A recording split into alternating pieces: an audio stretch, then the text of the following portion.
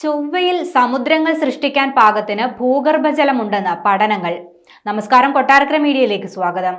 ചൊവ്വാഗ്രഹത്തിൽ സമുദ്രങ്ങൾ രൂപപ്പെടാൻ തക്ക അളവിൽ ഭൂഗർഭജലത്തിന്റെ സാന്നിധ്യമുണ്ടെന്ന് വ്യക്തമാക്കി പഠനങ്ങൾ.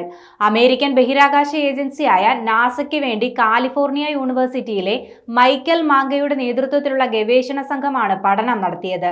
എന്നാൽ ഉപരിതലത്തിൽ നിന്നും 11.5 മുതൽ 20 കിലോമീറ്റർ വരെ ആഴത്തിലുള്ള ജലം പ്രയോജനപ്പെടുത്തുക ദുഷ്കരമാണ്. ഭൂമിയുടെ ഉപരിതലത്തിൽ നിന്ന് 1 കിലോമീറ്റർ ആഴത്തിൽ കുഴിക്കുക പോലും ശ്രമകരമാണെന്നിരിക്കെ ചൊവ്വയിൽ അത്രയും ആഴത്തിൽ കുഴിക്കാൻ കഴിയില്ലെന്നാണ് ഗവേഷക സംഘം വ്യക്തമാക്കുന്നത്. അതേസമയം ചൊവ്വയെ സംബന്ധിച്ച പല നിഗമനങ്ങളും തെറ്റാണെന്ന് വ്യക്തമാക്കാൻ ഈ പഠനം സഹായിക്കുന്നു. 300 കോടി വർഷങ്ങൾക്ക് മുൻപ് ചൊവ്വയിലെ കാന്തിക വലയം തകരുകയും സൗരവാതകങ്ങൾ അന്തരീക്ഷത്തെ നശിപ്പിക്കുകയും ചെയ്തതോടെ ജലം ബഹിരാകാശത്തേക്ക് നഷ്ടപ്പെട്ടുവെന്നാണ് ശാസ്ത്ര സമൂഹം ഇതുവരെ വിശ്വസിച്ചിരുന്നത്. എന്നാൽ ജലം ബഹിരാകാശത്തേക്ക് നഷ്ടപ്പെടാതെ ഉള്ളിലേക്ക് അരിച്ചിറങ്ങിയിരിക്കാനാണ് സാധ്യതയെന്ന നിഗമനം പുതിയ പഠനം മുന്നോട്ട് വെക്കുന്നു.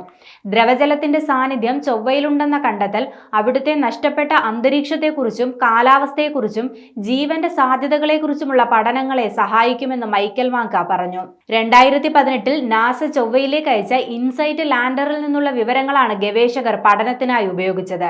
ലാൻഡർ 2022 ദൗത്യം അവസാനിപ്പിച്ചിരുന്നു.